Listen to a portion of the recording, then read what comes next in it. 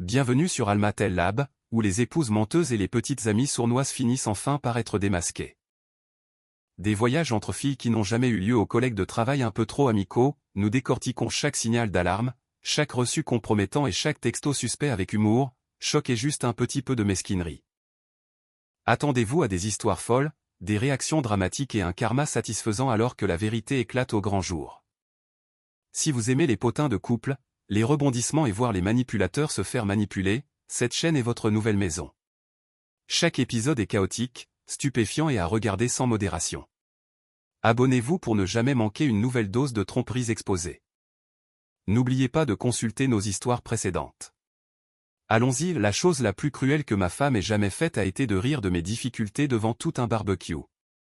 Puis de me tendre un plateau de soda comme si j'étais un employé de maison et de dire, assez fort pour que tout le monde l'entende, vous voyez? C'est pour ça que je ne peux pas le respecter. Il essaie toujours comme si ça signifiait quelque chose. Les gens ont gloussé, quelqu'un lui a même fait écho, en essayant de ne pas payer les factures. Et ma femme, Nia, a souri comme si elle venait de raconter une blague inoffensive au lieu de briser ma fierté en deux. Je suis resté là, au soleil, tenant des gobelets en plastique, sentant mon visage brûler, réalisant que mon mariage était devenu un divertissement pour des gens qui ne m'aimaient pas. Voici comment cela s'est produit. Je suis Darius Coleman, né et j'ai grandi à Baltimore. Le genre d'homme qui garde la voix basse et ses promesses fortes. Quand Nia et moi nous sommes rencontrés, elle a aimé le fait que j'étais stable, elle a dit que je ressemblais à un foyer avec une bonne cote de crédit. Nous avons construit notre vie pièce par pièce.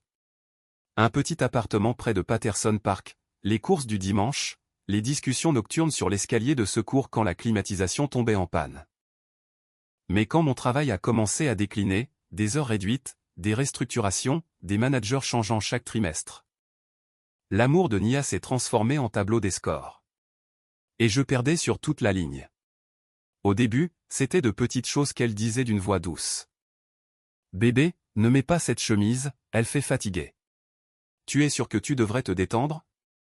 Les hommes qui réussissent ne se détendent pas. Elle le disait tout en faisant défiler son téléphone, sans lever les yeux, comme si elle lisait ma vie sur un écran et décidait qu'elle ne méritait pas de temps de chargement. J'ai fait plus d'efforts, j'ai pris des heures supplémentaires, j'ai postulé partout. J'ai donc mis de côté mon ancienne console de jeu pour faire des livraisons avec un ami. Je me répétais que ce n'était qu'une période. Nia a commencé à agir comme si c'était ma personnalité.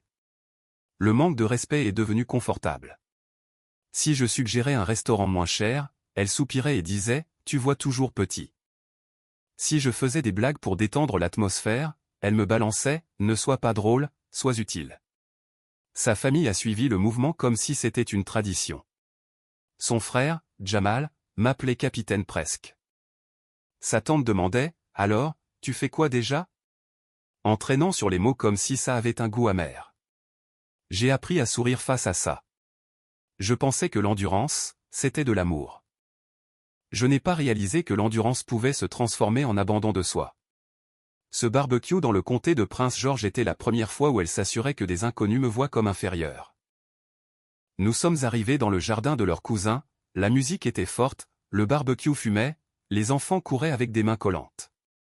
J'ai essayé d'être utile, en portant des assiettes, en installant des chaises, parce qu'on m'a appris à faire preuve de respect dans l'espace de quelqu'un d'autre. Nia m'observait comme si je passais une audition pour un rôle que je n'obtiendrais jamais. Quand je lui ai tendu une assiette, elle ne m'a pas remercié. Elle m'a toisé de haut en bas et a dit, voilà l'énergie que tu devrais apporter à un entretien d'embauche. Tout le monde a ri et j'ai eu l'estomac noué. J'ai essayé de rire aussi, comme si je ne me faisais pas écorcher vif par des blagues. L'ami de son cousin, un gars avec un visage frais et trop d'eau de Cologne, a dit, Darius, tu as besoin que je te pistonne? Et le cercle s'est esclaffé à nouveau. Nia s'est penchée vers lui et a dit, s'il te plaît, fais-le. C'était ma femme qui riait de ma vie avec un autre homme, comme si je n'étais pas juste là. J'ai cherché ne serait-ce qu'un signe de gêne sur son visage. Rien. Les yeux de Nia étaient calmes. Comme si m'humilier était une forme d'honnêteté qu'elle appréciait. Sur le chemin du retour vers Baltimore, j'ai essayé de parler. J'ai dit, ce n'était pas drôle. Elle a regardé par la fenêtre et a répondu, alors arrête d'être ridicule face à la vie. J'ai serré le volant si fort que mes mains m'ont fait mal. Quand nous sommes rentrés, je lui ai demandé directement « Est-ce que tu m'aimes bien, au moins ?» Elle a cligné des yeux lentement et a dit « Je t'aime. Je n'ai juste aucun respect pour toi en ce moment. » Comme si le respect était un produit de luxe qu'on n'achète que lorsque le budget le permet. Cette nuit-là, elle a dormi en me tournant le dos, faisant défiler son téléphone en souriant. Et j'ai fixé le plafond en ayant l'impression que ma propre maison était devenue une salle d'attente. Une semaine plus tard, la vérité a éclaté sans drame. Juste de la négligence. Nia a laissé son téléphone sur le comptoir pendant qu'elle se douchait. Un message est apparu d'un nom enregistré comme Kayla Travail. L'aperçu disait « Je n'arrête pas de penser à la nuit dernière. » Mon estomac s'est retourné. Je n'ai pas fouillé comme dans un film. J'ai tapé une fois. Et tout s'est ouvert comme un dossier. Des selfies, des flirts, des projets, et un message où elle écrivait « Il est mignon mais stagnant. Je mérite plus. » L'expéditeur était un homme nommé Terence. Et la façon dont il lui répondait me disait qu'il ne devinait pas, il savait exactement qui j'étais. Quand elle est sortie dans une serviette, fredonnant comme si le monde était normal, j'ai levé le téléphone. C'est qui Terence ? Nia n'a pas bronché.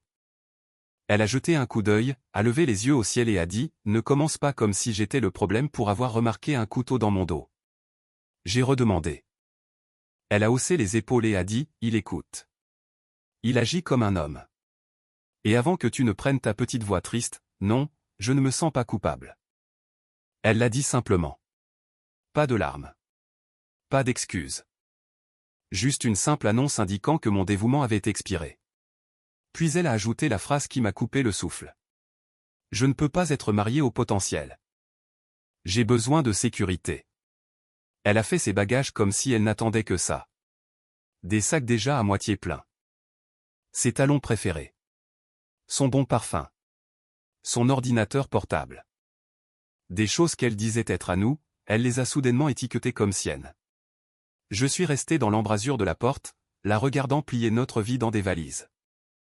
J'ai essayé de garder ma dignité, mais ma voix s'est brisée quand j'ai demandé « Alors tu me quittes quand je suis déjà à terre ?» Nia a fait un petit sourire froid et a dit « Je pars parce que tu restes à terre. » Et elle est sortie. Pas de câlin. Pas de promesse. Pas de remords. Son dernier départ de mon appartement a été le clic de la serrure, comme une ponctuation. Je me suis assis sur le canapé pendant un long moment, fixant un creux dans le coussin où son corps avait l'habitude d'être. Les mois suivants ont été de la survie sans public. Les factures arrivaient comme des insultes. Le loyer et l'entretien de la voiture faisaient que ma poitrine sonnait creux. J'ai mangé des nouilles instantanées et des œufs. J'ai appris le prix exact de la paix. Éteindre les lumières, annuler les abonnements, marcher quand ma voiture a commencé à faire des siennes. J'ai arrêté de dire aux gens que j'allais bien parce que c'était comme mentir par habitude. Nia, pendant ce temps, disait à tout le monde qu'elle était devenue trop bien pour moi. Elle postait des photos habillées sur son 31, souriante aux côtés de Terence, avec des légendes comme « Passage au niveau supérieur ». Sa famille aimait chaque publication. Jamal a même commenté « Je te l'avais dit ». Comme si la fin de mon mariage était un pari gagné. L'humiliation ne s'est pas arrêtée quand elle est partie. Elle est devenue plus bruyante. Sa tante m'a envoyé un texto « Laisse-lui de l'espace ». Elle a besoin d'un vrai homme en ce moment. Comme si je n'avais été qu'un désagrément temporaire. Un jour, je suis tombé sur Jamal dans une station-service du comté de Baltimore. Il m'a toisé et m'a dit « Tu essaies toujours, capitaine presque ?» Puis il a ri et est parti. Je me suis assis dans ma voiture après ça, les mains tremblantes, et je me suis laissé ressentir les choses. La honte, la colère, le chagrin. Non pas parce que je les croyais, mais parce qu'être traité comme un objet jetable par des gens qu'on a essayé d'aimer, ça laisse des traces. Il m'a fallu du temps pour m'en laver. J'ai cherché du travail comme si c'était un second emploi. Chaque matin, café, ordinateur portable, retouche de CV, candidature, relance. J'ai pratiqué mes réponses d'entretien à voix haute dans mon salon vide. J'ai appris à sourire face aux emails de refus. J'ai accepté un poste de soutien aux opérations pour une entreprise de logistique. Rien de prestigieux, mais ça payait. J'arrivais tôt, je partais tard, je posais des questions, j'apprenais les systèmes, j'apprenais à connaître les gens. Je ne publiais rien sur mon acharnement. Je n'annonçais pas ma douleur. J'accumulais juste de petites victoires silencieuses. Le soir, je m'asseyais près de la fenêtre, les lumières de Baltimore clignotant. Je me disais qu'un jour, je respirerais à nouveau. Assez curieusement, le premier vrai rire que j'ai eu après le départ de Nia est venu d'une inconnue. J'étais dans une petite épicerie en train de me débattre avec un sac qui s'était déchiré au pire moment possible, juste devant le rayon des fruits et légumes. Les oranges roulaient comme si elles s'échappaient de prison. Une femme s'est accroupie pour m'aider, en riant, et a dit « Monsieur, vos oranges ont dit qu'elles étaient fatiguées d'être contrôlées. » Elle avait des yeux chaleureux, une voix douce et une confiance qui n'avait pas besoin d'être bruyante. Elle s'appelait Amani Brox. Nous avons ramassé mes fruits fugueurs ensemble, comme une équipe. Et pour la première fois depuis des mois, ma poitrine n'avait plus l'impression d'être faite de pierre. Amani n'a pas flirté comme si elle vendait quelque chose. Elle m'a juste parlé comme si je comptais. Nous avons fini dans la file d'attente à plaisanter sur le fait que l'âge adulte consiste surtout à courir après des choses qui tombent, les clés, les factures, la dignité, les oranges. Elle a dit qu'elle vivait à Columbus, dans l'Ohio, mais qu'elle rendait visite à sa famille à Baltimore pour le week-end. Avant de partir, elle a écrit son numéro au dos de mon reçu et a dit « Écris-moi si tu as envie de rire à nouveau un jour ». J'ai regardé ce reçu plus tard comme si c'était un petit miracle. Non pas parce que j'avais besoin de romance, mais parce que j'avais besoin de la preuve que je n'étais pas invisible. Que quelqu'un pouvait me voir et ne pas me juger sur ma pire période. Nous avons échangé des textos lentement. Pas de lourdes promesses. Juste des mèmes, des blagues, de petites nouvelles. Quand je lui ai dit la vérité, le divorce, la tromperie, le fait d'être abandonné quand je galérais, elle ne m'a pas pris en pitié. Elle a dit, c'est cruel. Puis elle a ajouté, mais la cruauté n'a pas le dernier mot à moins que tu ne le permettes. Amani travaillait dans l'administration des soins de santé, un calme organisé et pratique. Quand ma voiture a fini par rendre l'âme et que j'ai dû prendre le bus, elle n'a pas ri. Elle m'a envoyé une liste de sites de voitures d'occasion fiables et a dit « On ne va pas laisser la vie te malmener cette année ». Le on s'est posé en douceur, sans possessivité, un soutien, comme une main tendue, pas une chaîne. Les mois ont passé. Je me suis amélioré. Je suis devenu meilleur dans mon travail. Je me suis affiné à force de marcher partout. J'ai même commencé à cuisiner de vrais repas au lieu de nourriture de survie. Amani est revenu à Baltimore une fois et nous sommes allés dans un petit musée, puis nous avons mangé des tacos dans un endroit avec des chaises en plastique et une salsa incroyable. Nous avons tellement ri que la caissière nous a dit « Vous devez emmener cette joie dehors. » C'est contagieux. J'ai réalisé que je souriais sans me forcer, mais j'étais prudent. Mon cœur avait encore des bleus. Je ne voulais pas saigner sur quelqu'un de gentil. Amani n'a jamais forcé les choses. Elle est simplement restée constante. Cette constance était romantique d'une manière que les fleurs ne pourraient jamais l'être. L'opportunité de déménager s'est présentée discrètement. Un poste s'est libéré à Columbus.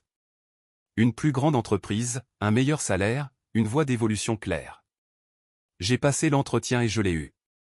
Emballer mes affaires dans mon appartement de Baltimore, c'était comme fermer un chapitre que je n'avais pas demandé, mais auquel j'avais survécu quand même.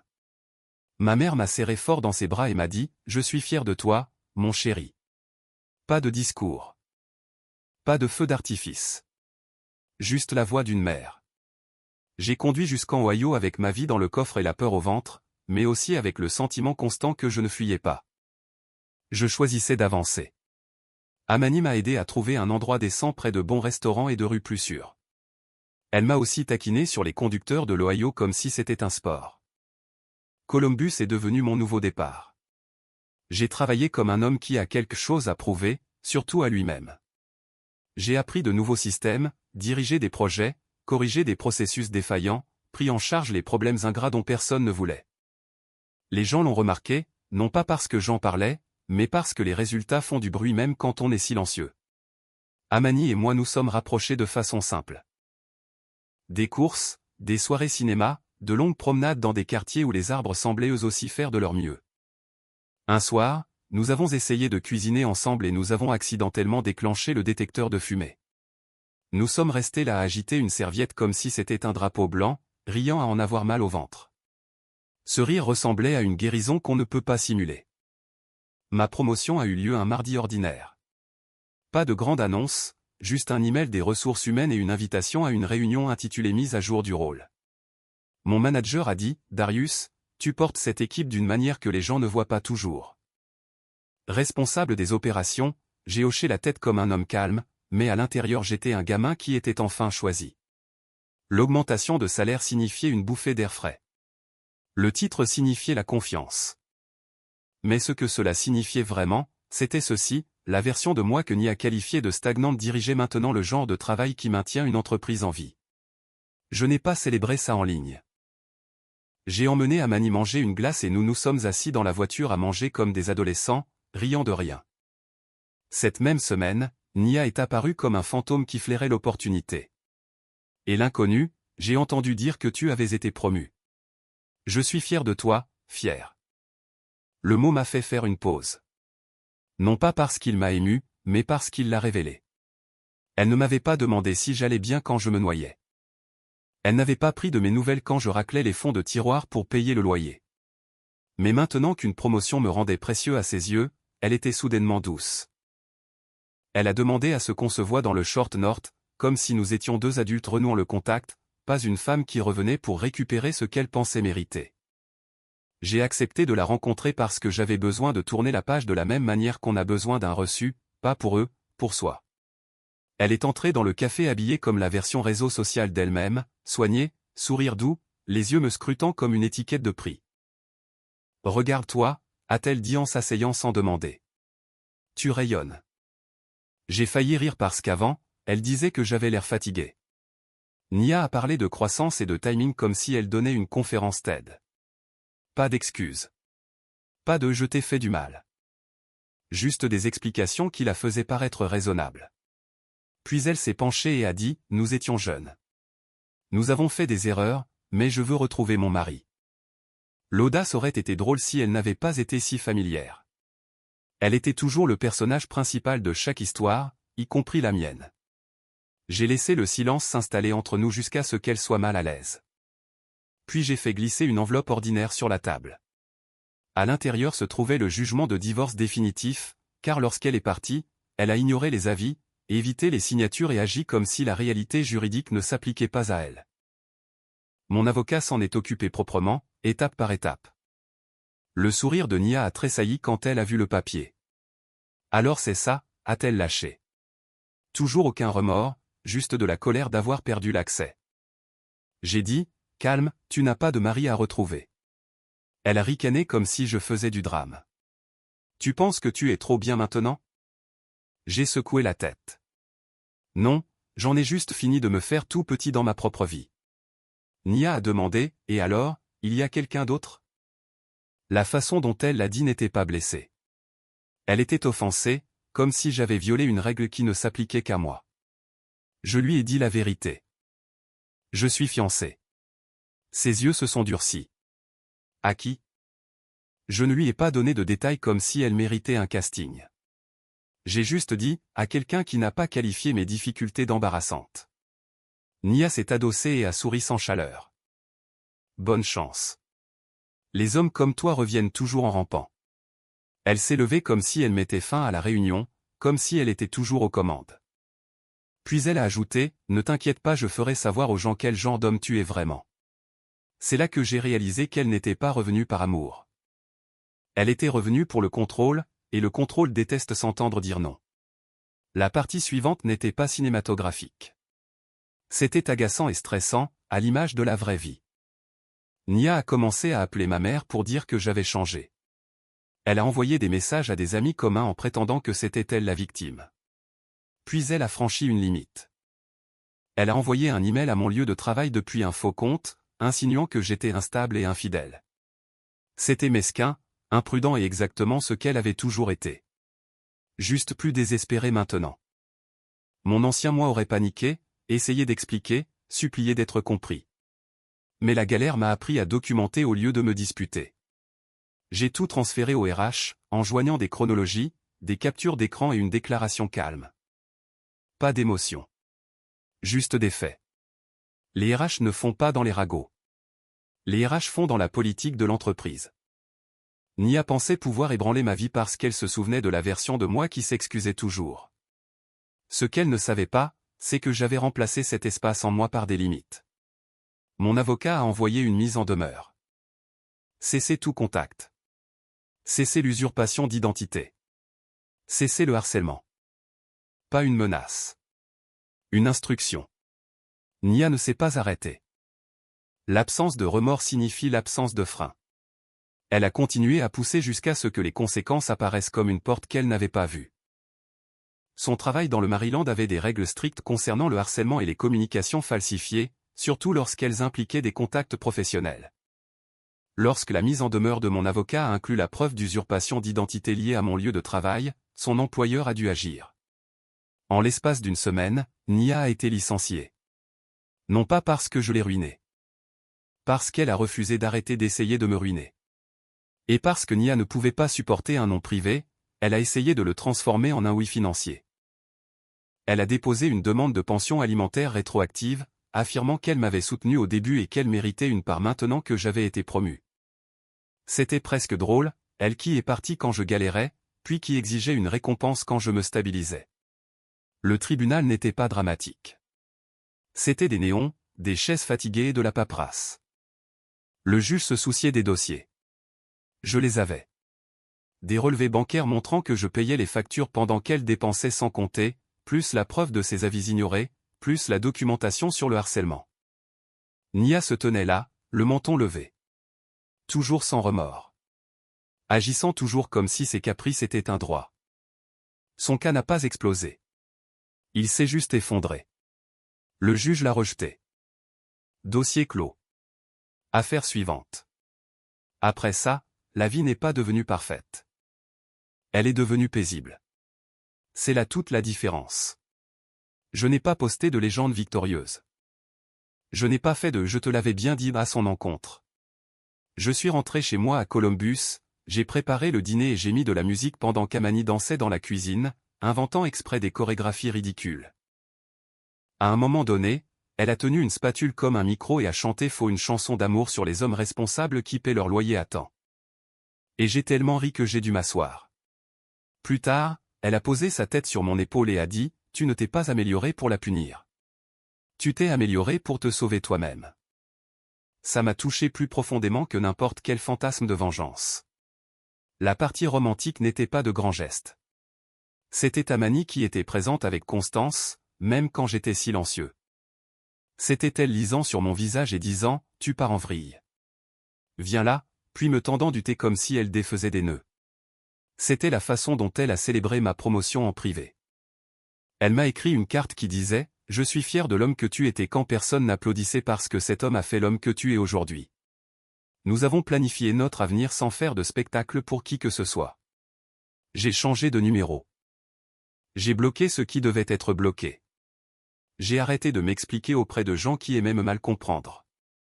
Ma vie est redevenue mienne, propre, calme, protégée. Plutôt une leçon.